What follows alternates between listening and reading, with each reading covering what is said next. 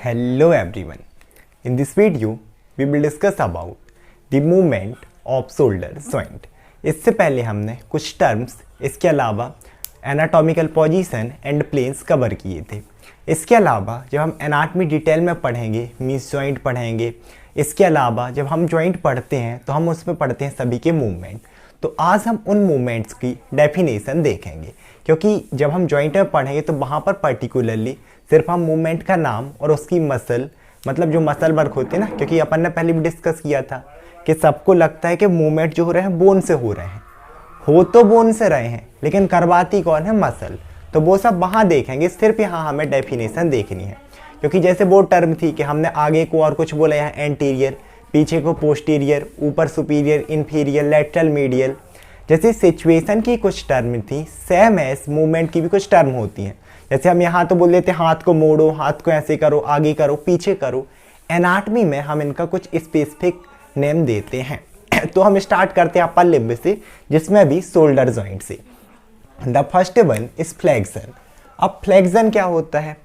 तो फ्लेक्शन अगर हम शोल्डर में देखें ना तो सीधा सीधा मतलब है शोल्डर। अब देखो, शोल्डर में मैंने बताया था कि ये है शोल्डर जॉइंट, तो ये है उसकी मेन बोन हमारे आर्म की, इसे हम बोलते हैं ह्यूमरस।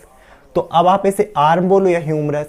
अब ह्यूमरस के ये जो मूवमेंट है ना, स्ट्रेट एंड अपवर्ड। क्या बोला मैंने? The movement of arm and humerus straightly anteriorly. Straight और एंटीरियरली मतलब एक तो मूवमेंट है ह्यूमरस का बोल लो आप, या फिर आर्म का। पहले तो कैसा हम लेंगे? स्ट्रेट, मतलब हमने सीधा रखा। दूसरी चीज up anteriorly, means this is the flexion off shoulder, straight and upward. Okay, next one is extension. तो देखो, जैसे एंटीरियर पोस्टीरियर हम पढ़ते आए हैं, पेयर में है सभी। तो जैसे फ्लेक्शन था, इसका जस्ट जो ऑपोजिट होगा ना, इसे हम बोलेंगे एक्सटेंशन। तो देखो, इसमें भी क्या होगा? फिर से होगा द मूवमेंट ऑफ आर्म, या तो आप आर्म बोलो या फिर ह्यूमरस बोलो, क्योंकि इसे हम आर्म बोलते हैं, इसे फोर आर्म और इतने को हैंड। ऐसे तो बस पूरा हैंड बोल देते हैं अपन नॉर्मली, बट एक्चुअल में arm, then forearm, arm, forearm और हैंड। तो फिर से क्या होगा? मूवमेंट ऑफ आर्म और ह्यूमरस फिर से स्ट्रेट रहेगा, मतलब हमने स्ट्रेट लिया। बट अब कैसा है? पोस्टीरियरली, मीन्स अब हाथ जाएगा पीछे। अगर मैं ऐसे ले जा रहा हूँ तो फ्लेक्शन, अगर मैं ऐसे ले जा रहा हूँ तो that is extension. Flexion, extension. Okay, the third one is adduction. तो अब देखो, यहाँ पर एक वर्ड है एड। एड का मतलब हमेशा होता है जोड़ना। तो अब इसमें क्या करेंगे हम? फिर से भाई अपना आर्म या फिर ह्यूमरस। ह्यूमरस जो हमारी अगर ऐसे है, ये जो मूवमेंट है, मीन्स हम ऐड कर रहे हैं ना, ये देखो हमारी ह्यूमरस ऐड हो रही है बॉडी से।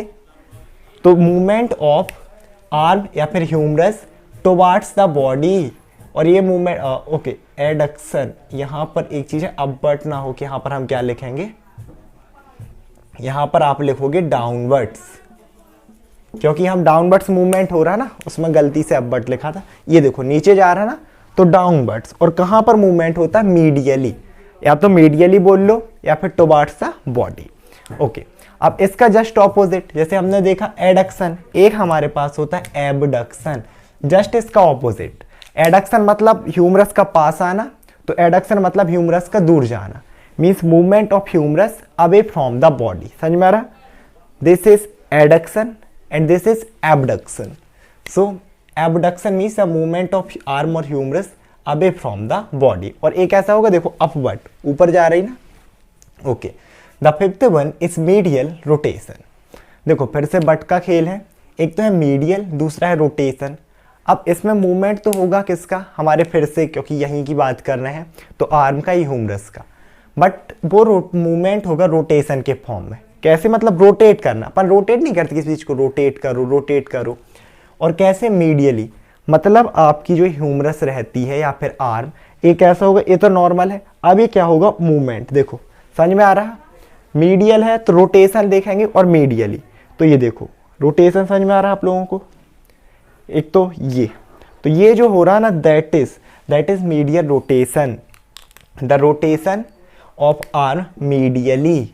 ओके, इसका जस्ट ऑपोजिट लेटरल रोटेशन, इसमें भी होगा रोटेशन इसी का, ह्यूमरस का। बट क्योंकि लेटरल, तो अपन ने लेटरल मीडियल टर्म देखी। लेटरल मतलब away from the middle line, तो रोटेशन अगर ये नॉर्मल है तो हम इसे क्या करेंगे, अब हम ले जाएंगे इस साइड, तो दैट इज लैटरल रोटेशन। ये देखो ये रोटेट हो रही है और कहाँ हो रही है, lateral side, that is lateral rotation. Okay, अब यहाँ पर एक और टर्म आती है दैट इज सरकमडक्शन। और सरकमडक्शन हम अपर लिम्ब में शोल्डर जॉइंट में, लोअर लिम्ब में हिप जॉइंट में, यहाँ तक कि हम फिंगर का या थंब का हमें देखने मिलता है। सरकमडक्शन का मतलब होता है सर्कुलर, सी से निकाल लो, सर्कुलर मूवमेंट। मतलब ये हो रहा है ना, अगर मेरा थंब ये पूरा घूम रहा, that is circular movement, circumduction of thumb. ऐसे ही अब अगर मैं शोल्डर का बताऊं ना, तो आपने बॉलर को देखा है ऐसे करके पूरी जो बॉलिंग वो करते हैं ना, ऐसे हाथ घुमा के बॉल करना, तो यही कहलाता है सरकमडक्शन। अब देखो इसमें क्या क्या आया, यहाँ से हमने स्टार्ट किया बॉलिंग, तो ये हुआ एक्सटेंशन, ये अब ये गई, ये देखो यहाँ से स्टार्ट किए सबसे पहले एडक्शन, उसके बाद हम ऐसे गए हमारा एक्सटेंशन, देन हम और किए लेटरल, ये हो गया हमारा एडक्शन के बाद एबडक्शन, दूर है क्योंकि ऐसे, और लास्ट में हम फिर से आगे आ गए फ्लेक्शन एक्सटेंशन। मतलब पूरा यही चल रहा है, इसमें फ्लेक्शन भी इन्वॉल्व रहेगा, एक्सटेंशन भी, एडक्शन भी एंड एबडक्शन भी। आई होप आप लोग वीडियो समझ में आई होगी। Thank you so much everyone.